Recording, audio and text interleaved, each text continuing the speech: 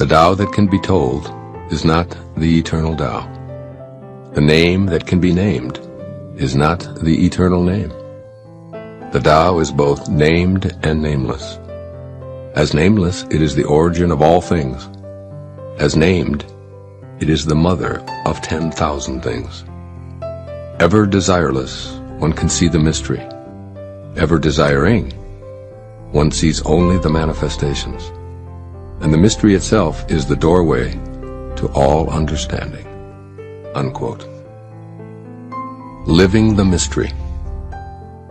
In this opening verse of the Tao Te Ching, Lao Tzu tells us that the Tao is both named and nameless. This sounds paradoxical to our Western intellect, and it is. Paradoxical thinking is embedded in Eastern concepts such as yin and yang, or the feminine and the masculine, and where things are comfortably described as both this and that. We in the West, by contrast, tend to view opposites as incompatible concepts that contradict each other. Yet this book is asking that we change our ingrained ways of thinking and see how our lives change as a result. The Tao is an unknowable, unseeable realm where everything originates, while at the same time the Tao is invisibly within everything. When we desire to see this invisibleness, this mystery, we attempt to define it in terms of the outer world of form, what Lao Tzu calls the 10,000 things. He counsels us that letting go of trying to see the mystery will actually allow us to see it. Or as I like to think of it, let go and let God. But how can we do that? One way is to permit ourselves to practice more paradoxical thinking by recognizing that desiring, or wanting, and desireless, allowing, are different and the same, rather like the mysterious ends of a continuum. Desiring is the physical expression of creating conditions that allow us to be receptive. That is, it's in the world preparation for receiving. According to Lao Tzu, wanting to know or see the mystery of the Tao will reveal evidence of it in a variety of manifestations, but not the mystery itself. But this isn't a dead end. From this ground of desiring, the flowering of the mysterious Tao grows. It's as if wanting transforms into effortless allowing. Desiring, one sees the manifestations. Desireless, one can see the mystery itself. When we tune into what Lao Tzu is telling us, it becomes readily apparent that our world produces abundant examples of this paradoxical process. Think of gardening and desiring those luscious homegrown tomatoes or spring daffodils. Allowing them to grow is ultimately what happens. Now think of the things in life that involve wanting and how they differ from allowing. Wanting to go to sleep, for instance, rather than going to sleep. Wanting to diet rather than dieting. Wanting to love rather than loving. In this reference to the Tao, desireless means trusting, permitting, and allowing. Desire is both the beginning and the ground of desirelessness. Yet wanting is also the beginning and the ground of allowing. They are the same, and they are different. Pay attention to times when you can feel in your body where you are on the continuum between desiring and allowing, or trying and doing. Trying to play the piano, drive the car, or ride the bicycle is the same as and different from actually playing the piano, driving the car, and riding the bicycle. Once these outer world activities are desired and learned, there's a time when allowing is what you do. The point here is to recognize the difference in your body between trying and allowing, and to then become aware of the effortless sensation of the latter. This practice will also lead to a greater awareness of the invisible mystery and the 10,000 things which are the visible phenomenon of our world. The 10,000 things that Lao Tzu refers to represent the categorized, classified, and scientifically named objects of the earth, which help us to communicate and identify what we're talking and thinking about. Yet for all our technological expertise and scientific categorization, we can never truly create a human eye or liver or even a grain of wheat for that matter. Each of these things, along with the remainder that comprise the known or named world, emerge from the mystery, the eternal Tao. Just as the world is not its named parts, we're not exclusively the skin, bone, and rivers of fluids that we're physically made of. We too are the eternal Tao, invisibly animating our tongues to speak, our ears to hear, our eyes to see and experience the manifest and the mystery. consciously allowing this nameless mystery is ultimately the way to practice the Tao. Does this mean putting yourself in harm's way? Of course not. Does that mean trusting the mystery at the moment you're being mugged or mistreated? Probably not. Does it mean never trying to change things? No. It does mean cultivating a practice of being in the mystery and allowing it to flow through you unimpeded. It means permitting the paradox of being in form at the same time that you allow the mystery to unfold. Do the Tao. Find your personal way of living in the mystery. As Lao Tzu says in this first verse, and the mystery itself is the doorway to all understanding. Here's my advice for translating this passage into daily practice in this 21st century. First and foremost, enjoy the mystery. Let the world unfold without always attempting to figure it all out. Let relationships just be. For example, since everything is going to stretch out in divine order, don't try so hard to make something work. Simply allow. Don't always toil at trying to understand your mate or your children or your parents or your boss or anyone else, because the Tao is working at all times. When expectations are shattered, practice allowing that to be the way it is. Relax. Let go. Allow. And recognize that some of your desires are about how you think your world should be, rather than how it is at that moment. Become an astute observer. Judge less and listen more. Take time to open your mind to the fascinating mystery and uncertainty that we all experience. And then, practice letting go of always naming and labeling. The labeling process is what most of us were taught in school. We studied hard to be able to define things correctly in order to get what we called high grades. Most educational institutions insisted on identifying everything, leading to a tag that distinguished us graduates with knowledge of specific categories. Yet we know, without anyone telling us, that there's no title or degree or distinguishing label that truly defines us. In the same way that water is not the word water any more than it is agua, vaser, or H2O. Nothing in this universe is what it's named. In spite of our endless categorizations, each animal, flower, mineral, and human can never truly be described. In the same way, the Tao tells us that the name that can be named is not the eternal name. We must bask in the magnificence of what is seen and sensed, instead of always memorizing and categorizing. Do the Tao now.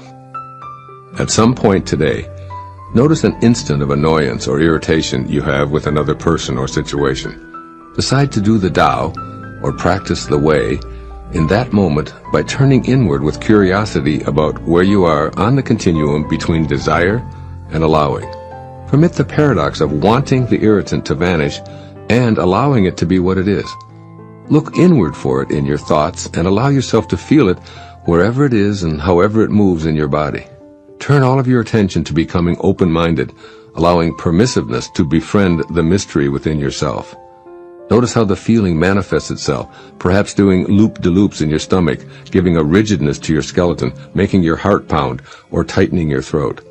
Wherever it is, allow it as an enigmatic messenger within you, and give it non-judgmental attention. Notice the desire for the feeling to disappear, and allow it to be monitored compassionately by you.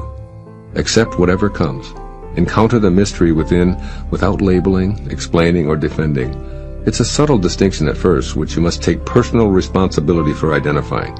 You alone can prepare the ground of your being for the experience of living the mystery. Second verse of the Tao Te Ching. Quote, "Under heaven all can see beauty as beauty, only because there is ugliness. All can know good as good, only because there is evil. Being and non-being produce each other. The difficult is born in the easy. Long is defined by short, the high by the low. Before and after go along with each other. So the sage lives openly with apparent duality and paradoxical unity. The sage can act without effort and teach without words, nurturing things without possessing them. He works, but not for rewards. He competes, but not for results. When the work is done, it is forgotten. That is why it lasts forever." Unquote. Living the paradoxical unity. The concept of something or someone being beautiful is grounded in a belief system that promotes duality and judgment. This way of thinking is prevalent and commonplace for just about everybody in our culture, perhaps even having some value in society. I encourage you to explore the concept of paradoxical unity in this second verse of the Tao Te Ching. By changing your thoughts, you can change your life and truly live the bliss of oneness. Has it ever occurred to you that beauty depends on something being identified as ugly? Therefore, the idea of beauty produces the idea of ugliness and vice versa. Just think of how many concepts in this duality belief system depend on opposites.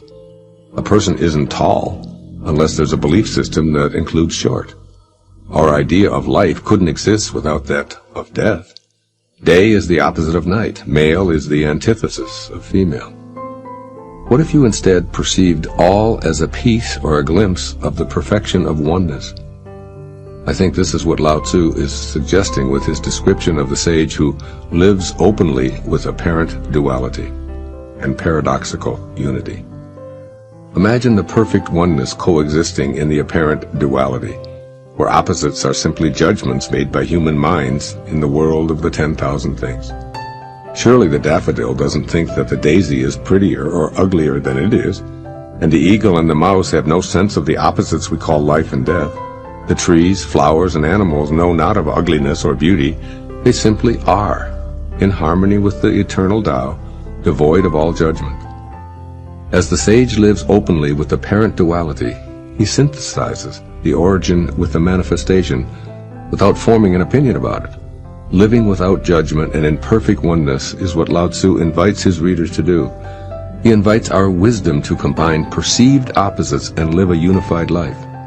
The perfection of the Tao is allowing apparent duality while seeing the unity that is reality.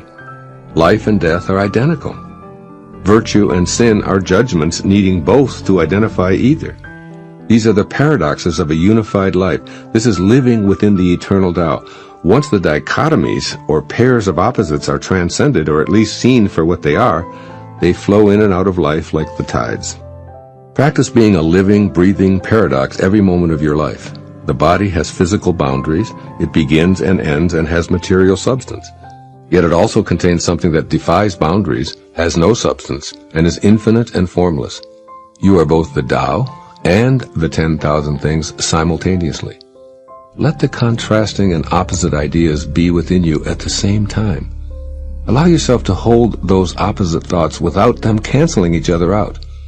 Believe strongly in your free will and ability to influence your surroundings, and simultaneously surrender to the energy within you.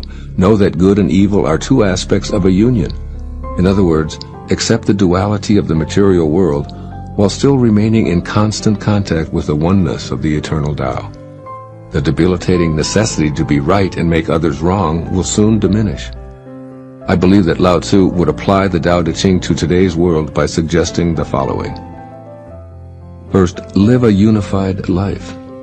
Enter the world of oneness with an awareness of the propensity to compartmentalize everything as good or bad, right or wrong, beautiful or ugly, are standards of the physical world, not the Tao. Contemplate the insight that duality is a mind game. In other words, people look the way they look, period. Criticism is not always necessary or helpful. See the unfolding of the Tao inside everyone, including yourself, and be at peace with what you observe. Be a good animal and move freely, unencumbered with thoughts about where you should be and how you should be acting. For instance, imagine yourself as an otter, just living your otterness. You're not good or bad, beautiful or ugly, a hard worker or a slacker. You're simply an otter, moving through the water or on the land freely, peacefully, playing and without judgment. When it's time to leave your body, you do so, reclaiming your place in the pure mystery of oneness. This is what Lao Tzu means when he says, when the work is done, it is forgotten. That is why it lasts forever. In other words, you don't have to leave your body to experience forever. It's possible to know your eternal self even in the embodied condition. When duality and judgment crop up, allow them to be a part of the perfect unity. When other people create dichotomies, you can always know oneness by practicing the Tao. Also, accomplish much by trying less. Effort is one piece of the whole. Another piece is non-effort. Fuse these dichotomies, and the result is effortless action without attachment to outcome. This is precisely how you dance with someone. You make an attempt, assume a position, listen to the music, and let go all at the same time, allowing yourself to easily move with your partner. Combine the so-called opposites into the oneness of being without judgment or fear. Labeling action as a fine effort implies a belief that trying hard is better than not trying. But trying itself only exists because of beliefs about not trying. Attempting to pick up a piece of trash is really just not picking up the trash. Once you've picked it up, then trying and not trying are irrelevant. Understand that you can act without the implied judgment of words such as effort and trying. You can compete without being forced to focus on outcome. Eliminating opposites paradoxically unifies them so that it is unnecessary to identify with one position. I imagine that in today's language, Lao Tzu would sum up this second verse of the Tao Te Ching in these two simple words: just be. Do the Tao now. Do the Tao today by noticing an opportunity to defend or explain yourself and choosing not to. Instead, turn within and sense the texture of misunderstanding, feeling it all the way through your physical system. Just be with what is, instead of opting to ease it by traversing this outer world path of explaining and defending. Don't get caught up in the apparent duality of being right or wrong. Congratulate yourself for making a choice to be in paradoxical unity, a oneness where all of the spectrum simply is. Silently appreciate the opportunity, along with your willingness to practice your sageness.